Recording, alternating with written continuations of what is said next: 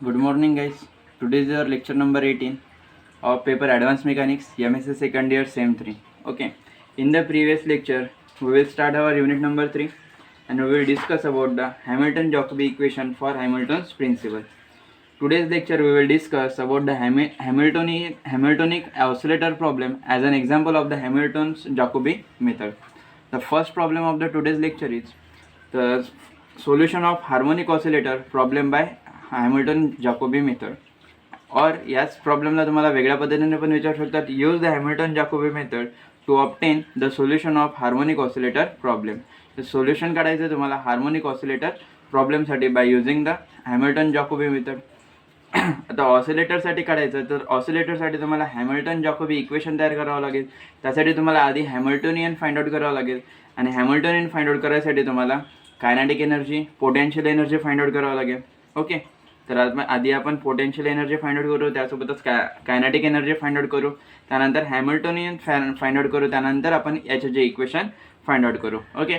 Consider a one dimensional simple harmonic oscillator for a such a system forces are conservative and can be written as. आपण एक काय करते, harmonic oscillator consider करते ज्याची dimensional किती आहे, वन डायमेन्शन आहे. ओके. आणि त्यामुळे त्याच्यावर लागणारा जो फोर्स आहे तर फोर्स आपल्याकडे राहील f equals to minus of K into q. Harmonic oscillator तुम्ही फिजिक्समध्ये शिकलाच असेल तर या फोर्स आपण लिहू शकतो. तर हार्मोनिक ऑसिलेटर लागणारा जो फोर्स आहे या तो आपल्याला मिळेल F equals to minus of K into Q, where K is the spring constant and Q is the position coordinate. Q K काय तुमचं तिथे स्प्रिंग कॉन्स्टंट आहे आणि Q is the position coordinate.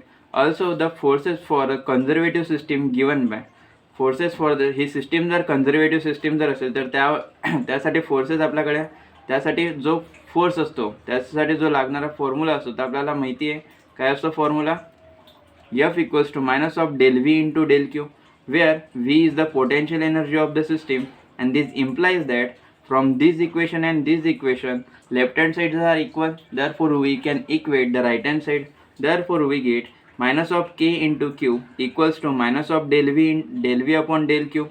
And by solving this we get the value of del v. What is the value of differentiation of v is k into q into dq, k into q into dq. And if we integrate the above equation, जर आपण आधीच्या इक्वेशनला जर integrate केलं तर आपल्याला काय मिळेल, v equals to K into Q square divided by 2 plus C. What is the C is the integrating constant, but आपण सी काय करू इथे निग्लेक्ट करू. Neglecting the constant of integration we get v equals to K into Q square divided by 2. हे काय मिळाले आपल्याला, potential energy मिळाली. Now we have to find the kinetic energy. The kinetic energy of the system is given by the formula T equals to 1 by 2 mv square, but q dot denotes the generalized velocity. Therefore here we have a formula T equals to 1 by 2 into m into q dot square. And what is the value of q dot? We know that the momentum equals to mass into the generalized velocity. Therefore the value of q dot equals to p by m. Substituting the value of q dot, that is the p by m, in this equation we get t equals to 1 by 2 into m into p by m चा whole square. आणि याला जर तुम्ही solve केलं तर आपल्याला काय मिळेल, t equals to 1 by 2m into p square. Now the Hamiltonian H is given by, then by the formula of the Hamiltonian we get H equals to t plus v. Therefore we have H equals to where t is the kinetic energy and v is the potential energy. Substituting the value of t and v, we get the Hamiltonian H, which is in equation number 1. It means that H equals to 1 upon 2m into p square plus 1 by 2 k into q square. This is our equation number 1. Therefore the Hj equation is given by, Hj equation काय आपल्याकडे, Hamilton जॅकोबी equation माहिती आहे आपल्या सर्वांना, H plus del s by del t equals to 0, where p equals to del s by del q. New momenta is denoted by del s by del q. Therefore using equation number 1, in equation number 2 we get H equals to Hamiltonian H equals to 1 upon 2m del s by del q चा whole square plus 1 by 2 k into q square, and this is our equation number 3. आता हे जे H J equation आहे, या H J इक्वेशनवरून जे new मोमेंटाची value आहे आपल्याला काय मिळते, del S by del Q value मिळते. ही del S by del Q value equation number 1 मध्ये जर तुम्ही यूज केली तर आपल्याला मिळेल इक्वेशन नंबर 3. आणि याची व्हॅल्यू आहे आपल्याकडे H equals to 1/2m into del S by del क्यूचा whole square plus 1/2 into K into Q square and याला म्हटलं आपण equation number 3. And using equation number 3 into या इक्वेशन नंबर 3ला जर तुम्ही इक्वेशन नंबर 2मध्ये जर यूज केलं तर आपल्याला काय मिळेल, याची व्हॅल्यू फक्त जस्ट पुट करायची आपल्याला इक्वेशन नंबर 2मध्ये. इक्वेशन नंबर 2मध्ये जर व्हॅल्यू पुट केली तुम्ही तर मिळेल तुम्हाला 1/2m into del S by del क्यूचा whole square plus 1/2 into K into Q square plus del S by del T equals to 0. And this is our equation number 4. Assume that the solution of equation number 4 in the form of, हे जे equation number 4 काय तुमचं Hamilton जॅकोबी equation आहे, याचं solution जर आपण find out केलं, Hamilton जॅकोबी equation आहे for the harmonic oscillator. Okay, याचं सोल्युशन आपल्याला फाइंड आउट करायचं आहे. याचं सोल्युशन आपण ॲझ्युम करू. यस इज द काय आपला हॅमिल्टन प्रिन्सिपल फंक्शन म्हणजे आपलं सोल्युशनच असतं. यस इज इक्वल्स टू डब्ल्यू of q plus t of t. This is our equation number 5. एसला जर आपण सोल्युशन म्हटलं इक्वेशन नंबर 4चं आणि यस आपण या फॉर्ममध्ये जर कन्सिडर करतो म्हणजे आपल्याला डब्ल्यू ऑफ क्यू आणि टी ऑफ टीचे व्हॅल्यू फाइंड आउट करणे आहे. Using equation number 5 in 4 we get equation number 5 आणि 4. इक्वेशन नंबर 5चा जर तुम्ही 4मध्ये यूज केला तर काय मिळेल, 1/2m del S by del q आहे, म्हणजे याचा काय घ्यावा लागेल तुम्हाला इक्वेशन नंबर 5चा पार्शियल डेरिव्हेटिव्ह घ्यावा लागेल विथ रिस्पेक्ट टू क्यू. तो काय मिळेल तुम्हाला del W by del q मिळेल. म्हणजे इक्वेशन नंबर 4 आणि 5 वरून काय लिहिता येते तुम्हाला 1/2m del W by del क्यूचा whole square plus 1/2 into K into Q square plus del S by del T. जो यस आहे याचा पार्शियल डिफरन्शिएशन घ्या विथ रिस्पेक्ट टू टी, तो काय मिळेल तुम्हाला del T upon del T which is equals to 0. 1/2m del W by del क्यूचा whole square plus 1/2m into K into Q square del T by del T आपण right साईडला जर shift केला तर तो मिळेल आपल्याला minus of del T upon del t. And this is our equation number 6. Now the left hand side of equation number 6 is a function of q alone and the right hand side is a function of t alone. आता या equation number 6ला जर तुम्ही observe केलं तर त्याचे जे left hand side आहे हे टोटली फंक्शन आहे तुमचं क्यूचं आणि जे राईट हँड साईड आहे हे टोटल फंक्शन आहे तुमचं टीचं. Hence equate each side to some constant say alpha. Thus प्रत्येक साईडला तुम्ही कॉन्स्टंट अल्फासोबत इक्वेट जर केलं तर काय मिळेल तुम्हाला 1/2m del W upon del क्यूचा whole square plus 1/2 into K into Q square equals to alpha. This is our equation number 7. And also right hand side equals to minus of del t upon dt equals to alpha. If we integrate this term we get t equals to minus of alpha t and this is our equation number 8. Integrating this term we get t equals to minus of alpha t and this is our equation number 8. Neglecting the constant of integration. Integration केलं तर integrating constant पण यायला पाहिजे होतं असं तुम्हाला वाटत असेल. येते कॉन्स्टंट पण आपण काय करत आहे त्याला निग्लेक्ट करत आहे कॅल्क्युलेशनसाठी. म्हणजे आपल्याला टीची व्हॅल्यू काय मिळेल इथे minus of alpha T. Neglecting the constant of integration. Okay, next equation number 7 can be written as, equation number 7 ला पण आपण कसं लिहू शकतो, del w by del q plus mk into q square into 2m into alpha. हा जो 2m आहे त्या 2m जर LCM आपण सॉल्व केला आणि 2m ला जर राईट साईडला जर शिफ्ट केलं तर आपल्याला इक्वेशन मिळेल del w upon del q चा whole square plus mk into q square equals to 2m into अल्फा. ओके, नेक्स्ट बघा, नेक्स्ट स्टेपमध्ये आपल्याला मिळेल, याला जर आपण सॉल्व केलं तर डेल डब्ल्यू बाय डेल क्यूचा whole square equals to 2m into alpha minus जी एम के क्यू स्क्वेअर ही कुठे होती आपल्या लेफ्ट साईडला होती, पॉझिटिव्हमध्ये होती. याला जर आपण राईट साईडला जर शिफ्ट केलं तर निगेटिव्हमध्ये येईल. त्या म्हणजे डेल डब्ल्यू बाय डेल क्यूचा होल स्क्वेअर काय मिळालं आपल्याला 2m into alpha minus M के इंटू क्यू स्क्वेअर. यामधून जर तुम्ही एम के जर कॉमन काढलं तर काय मिळेल तुम्हाला M K in bracket 2 alpha by K minus Q square. It means that your W by del क्यूचा स्क्वेअर आहे, याचा जर आपण स्क्वेअर रूट जर घेतला तर काय मिळेल आपल्याला डी डब्ल्यू by d q equals to under root of m K into under root of 2 alpha by K minus Q square. therefore integrate this equation we get w equals to under root of mk integration of under root of 2 alpha by k minus q square into dq and this is our equation number 9. Again neglecting the constant of integration. आपण प्रत्येक टर्ममध्ये जे integrating constant असतात त्यांना काय करत आहे, neglect करत आहे. Using equation number 8 and 9 in 5. Equation number 8 आणि 9चा इक्वेशन नंबर 5 मध्ये जर आपण यूज केलं तर आपल्याला काय मिळेल, yes equals to under root of m k जे डब्ल्यू ऑफ क्यू आणि टी ऑफ टीचे जे व्हॅल्यू फाइंड आउट केले ते आपण इक्वेशन नंबर 5 मध्ये पुट करू. म्हणजे आपल्याला एस सी एफची व्हॅल्यू मिळेल एच पी एफची व्हॅल्यू मिळेल s equals to under root of m k integration of under root of 2 alpha by K minus Q square into D q minus alpha of t, and this is our equation number 10. We take the alpha to be the new moment of p. Alpha ला काय consider करू आपण, new moment of consider करू. Therefore the new position q is given by q equals to del s upon del p, but beta is the constant and p is a p is alpha. Therefore we get beta equals to del s upon del alpha, where p equals to q equals to constant term. Okay, therefore beta equals to del by del alpha into integration into under root of m k into integration of under root of 2 alpha by k minus q square into dq minus alpha t. यसला काय केलं आपण, partially differentiate केलं. Equation number 10 ला आपण partially differentiate केलं with respect to alpha. With respect to alpha differentiate केल्यानंतर आपल्याला काय मिळेल, beta equals to under root of m k under root of partial derivative of this function with respect to alpha. त्याचा partial derivative सर्वांनाच माहिती असेल, alpha टीचा partial derivative t with respect to alpha, आणि याचा पार्शियल डेरिव्हेटिव्ह फॉर्म्युला आहे तुमच्याकडे under root of X. Derivative of under root of X काय होतं तुमचा 1/2 अंडर रूट एक्स, आणि अगेन डेरिव्हेटिव्ह घ्यायला लागतो तुम्हाला एक्सचा D D X of X, बरोबर. तोच फॉर्म्युला आपल्याला इथे लावायचा आहे. Partial derivative of this function is 1/2 under root of 2 alpha by K minus Q square, आणि again derivative of 2 alpha by K minus Q square with respect to alpha. तर काय मिळेल तुम्हाला 2 by k upon 2 into under root of 2 alpha by K minus Q square into D q, आणि alpha टीचं partial differentiate with respect to alpha is T.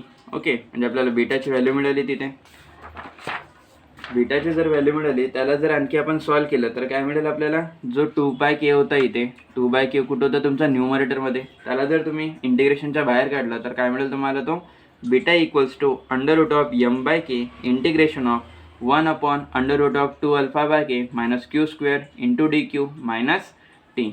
Shifting this minus t on the left side, we get beta plus t equals to under root of m by k integration of 1 upon under root of 2 alpha by k minus q square into dq.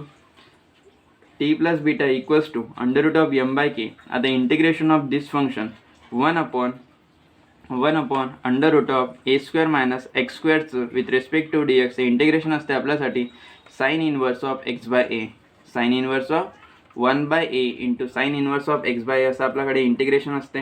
Okay, sine inverse of x by आपल्याकडे integration मिळते. तो formula जर आपण इथे लावला तर काय मिळेल, 1 upon under root of A square minus X square into D Q. इथे आपल्याला फॉर्म्युला मिळेल T plus beta equals to under root of M by K into sine inverse of x by A म्हणजे Q upon under root of 2 alpha by K. आणि याला जर तुम्ही solve केलं तर दॅट इज आपल्याला लिहिता येईल that is equals to T plus beta under root of M by K sine inverse of Q upon under root of 2 alpha by K. याला जर तुम्ही मल्टिप्लिकेशनमध्ये जर लिहिलं तर मिळेल तुम्हाला under root of M by K into sine inverse of Q into under root of K upon 2 alpha. This is our equation number capital 2, Roman 2 म्हणू आपण त्याला. Put W equals to under root of k by m, ही जी m by केची value आहे आपण त्याला put करू डब्ल्यू equals to under root of k by m, म्हणजे त्याला कसं लिहिता येईल आपल्याला 1 अपॉन डब्ल्यू लिहिता येईल, बरोबर. म्हणजे आपल्याला टी प्लस बीटाची व्हॅल्यू मिळेल 1 अपॉन डब्ल्यू equals to sine inverse of Q into under root of K upon 2 alpha, q into under root of K upon 2 alpha. म्हणजेच यावरून आपल्याला क्यूची व्हॅल्यू काढता येईल. क्यू इक्वल्स टू आपल्याला यावरून क्यूची व्हॅल्यू काढता येईल. साइन इनवर्स त्याला लेफ्ट साईडला जर ट्रान्सफर केलं तर आपल्याला मिळेल साइन ऑफ डब्ल्यू into t plus beta equals to q into under root of K upon 2 alpha. आणि यावरून आपल्याला क्यूची व्हॅल्यू मिळेल under root of 2 alpha by K into sine डब्ल्यू into t plus beta. And this is our equation number 12, which is the familiar solution of the harmonic oscillator, and the constant alpha beta can be found from the initial condition. जे constant आहे तुमच्या alpha आणि beta हे कशावरून find out करू आपण, initial कंडिशनवरून. Suppose at T equals to T naught the particle initially at the rest that is P equals to P naught, Q equals to Q naught at time T equals to 0. Initially condition येते आपल्या, initial condition म्हणतो आपण त्याला. Since P I equals to del S upon del Q I, therefore the pi at time t equals to 0 equals to del s upon del qi at time t equals to 0. It means that pi at time t equals to 0 is 0. It means that we get 0 equals to under root of mk into under root of 2 alpha by k minus q naught चा whole square. यावरून आपल्याला value मिळेल, काय मिळेल value, under root of 2 alpha भाग ए minus Q नॉटचा whole square equals to 0. Squaring on both side, squaring जर आपण दोन्ही साईडला जर केलं तर काय मिळेल आपल्याला नेक्स्ट स्टेपमध्ये 2 अल्फा भाग ए मायनस क्यू नॉटचा होल स्क्वेअर इक्वल्स टू 0. आणि यावरून आपल्याला अल्फाची व्हॅल्यू मिळेल 1/2 इंटू के इंटू क्यू नॉटचा होल स्क्वेअर. बट के आपण व्हॅल्यू पुट केली होती डब्ल्यू equals to under root of K upon m. यावरून केची व्हॅल्यू काय मिळते आपल्याला, ओमेगा स्क्वेअर इंटू यम मिळते. व्हॅल्यू पुट करा, यम इंटू ओमेगा स्क्वेअर. केची व्हॅल्यू काय आपली m into omega square. Omega square जर व्हॅल्यू आपण पुट केली तर काय मिळेल आपल्याला, ओमेगा स्क्वेअरची व्हॅल्यू केची value alpha equals to 1/2 into केची व्हॅल्यू पुट केली m into omega square into q नॉटचा होल स्क्वेअर. तर ओमेगा स्क्वेअर इंटू क्यू नॉटचा होल स्क्वेअर आहे. यावरून आपण स्क्वेअर जर बाहेर काढला तर आपल्याला लिहिता येईल alpha equals to 1/2 m into omega into Q nought या ब्रॅकेटचा whole square. And this is our equation number 13. Hence alpha is the initial total energy of the system. Alpha काय तुमची initial total energy of the system. सिस्टीमची जी स्टार्टिंगची जी energy आहे ती आहे तुमची alpha. As the system is conservative, जर सिस्टीम जर तुमची कॉन्झर्वेटिव्ह असेल तर energy at all the time must be a same equal to the total energy. System जर तुमची कॉन्झर्वेटिव्ह असेल तर स्टार्टिंग पॉईंटपासून ते एंड पॉईंटपर्यंत जी सिस्टीमची एनर्जी आहे ते सेम राहील, म्हणजे ती अल्फा राहील. Hence alpha is the total energy. Substituting the value of alpha from equation number 13 in equation number 12, we get q equals to q naught sin omega into t plus beta. Equation number 13 आणि equation number 12 वरून आपण काय लिहू शकतो, अल्फाची value फक्त आपल्याला equation number 12 मध्ये put करायची.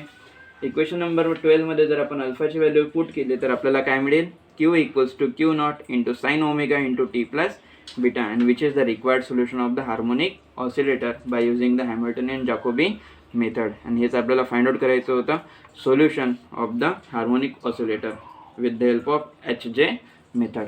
Okay, next problem is in the above example verify S equals to integration of L into D T plus constant. जे आपण आधीचं एक्झाम्पल पाहिलं त्यामध्ये हा जो थेरम आहे हा व्हेरीफाय होतो की नाही हे आपल्याला चेक करायचं आहे. म्हणजे difference of s and line integral of Lagrangian with respect to t is constant येते की नाही आपल्याला चेक करायचं आहे. ओके, चेक करायसाठी आपल्याला काय करावं लागेल, यस फाइंड आउट करावं लागेल, line integral of Lagrangian find out करावं लागेल. त्यानंतर त्या दोघांना कम्पेअर करून आपल्याला त्यांचा जो डिफरन्स आहे तो कॉन्स्टंट येते की नाही हे चेक करावं लागेल. ओके, यासाठी आपण आधी यस फाइंड आउट करू. Here we know that from the previous example the value of s equals to under root of m into k line integral of under root of 2 alpha by k minus q square into dq minus alpha into t, where the value of alpha equals to 1/2 into k into q naught square. But we know that the value of k is equals to m into omega square from the previous example. Therefore we have the value of alpha equals to 1/2 into m into omega square into q naught whole square. Therefore substituting this value in this step we get the value of s equals to m into omega line integral of under root of q naught whole square minus q square into dq minus 1/2 into k into q naught whole square into t. Okay, but also we know that q equals to q naught into sin omega t. Q equals to q naught into sin omega t. Okay, if we differentiate this we get dq equals to q naught into omega into cos omega t into dt. Substituting these two value in this equation number 1 we get s equals to m into omega under root of q naught into cos omega t into q naught into omega into cos omega t into dt minus 1/2 into, substituting the value of k here we get minus of 1/2 into m into omega square q naught square into t.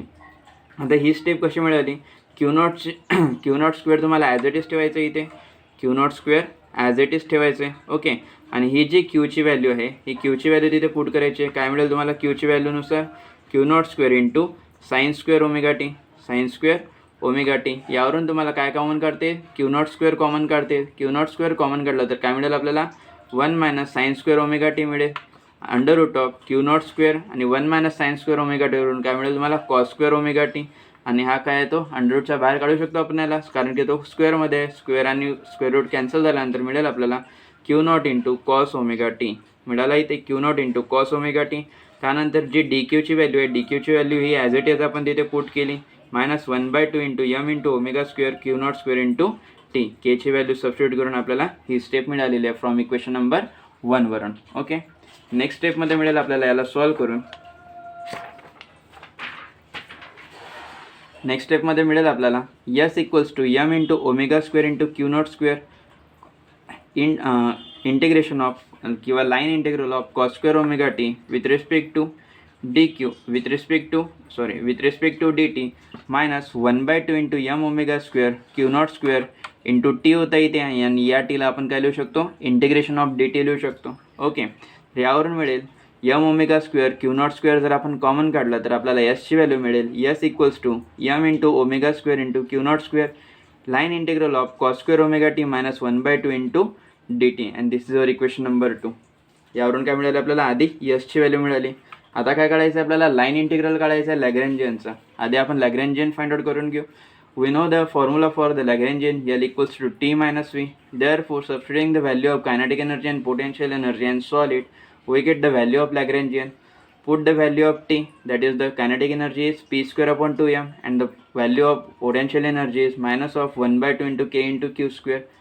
1/2 into P ची value आपल्याला माहिती आहे m into q dot असतं. P काय आपला moment आहे, आणि मोमेंटाचा formula माहिती आहे मास इंटू जनरलाइज व्हेलॉसिटीचा स्क्वेअर. म्हणजे आपल्याला यावरून व्हॅल्यू मिळेल 1/2 into m into q dot square minus 1/2 into केचे जर व्हॅल्यू पुट केली m into omega square into Q square. Okay, 1/2 into m, या दोघांमधून काय कॉमन निघतो बघा बरं. 1/2 इंटू यम आपण कॉमन काढू शकतो. 1/2 यम इंटू यम सॉरी सध्या कॉमन नाही काढायचं आहे. 1/2 into m from the previous page q डॉटची जी व्हॅल्यू आहे आपल्याकडे, काय आहे क्यू डॉटची value, q nought into omega into cos omega t ही आहे आपली क्यू डॉटची व्हॅल्यू, म्हणजे डी क्यू बाय डी टीची व्हॅल्यू. ते डी क्यू बाय डी टीची व्हॅल्यू जर आपण इथे पुट केली तर आपल्याला काय मिळेल, 1/2 into m into Q nought into omega into cos omega टीचा whole square minus 1/2 into m into omega square. क्यूची जी व्हॅल्यू आहे तुमची ती पुट करा, q nought into sine omega टीचा होल स्क्वेअर. याला जर तुम्ही सॉल्व केलं तर काय मिळेल, सॉल्व केल्यापेक्षा 1/2 यम इंटू क्यू नॉट इथे पण आहे, सॉरी क्यू नॉटचा स्क्वेअर, आणि सेकंड टर्ममध्ये पण आहे. तर 1/2 यम इंटू क्यू नॉटचा whole square into omega square तुम्ही कॉमन काढू शकता. 1/2 इंटू यम इंटू क्यू नॉटचा whole square into omega square, ब्रॅकेटमध्ये काय उरेल मग आपल्याकडे cos square omega T minus sine square omega t. By using this identity we get in the next step is 1/2 into m into Q not square into omega square. From this we have a formula 2 cos square omega T minus 1.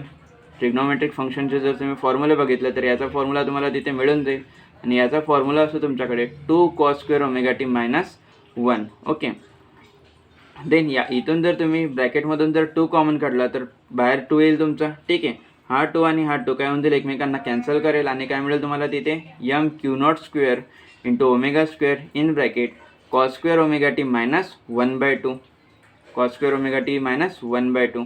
Okay, आता काय मिळालं आपल्याला, ही लॅग्रेंजियनची value मिळाली. पण आपल्याला लॅग्रेंजियनची value पाहिजे का, आपल्याला लाईन इंटिग्रल ऑफ लॅग्रेंजियन पाहिजे. घ्या मग त्याचं integration. Taking the integration on both side we get the line integral of the Lagrangian L with respect to time is equals to m q dot square omega square the line integral of cos square omega T minus 1/2 into D T plus the integrating constant. This is our equation number 3. Equation 2 आणि equation 3ला जर तुम्ही compare केलं तर m Q not square into omega square line integral of cos square omega T minus 1/2 into D T same आहे equation number 2मध्ये. फक्त इथे equation number 3मध्ये तुमचा कॉन्स्टंट जास्त आहे आणि इक्वेशन 2मध्ये कॉन्स्टंट नाही आहे.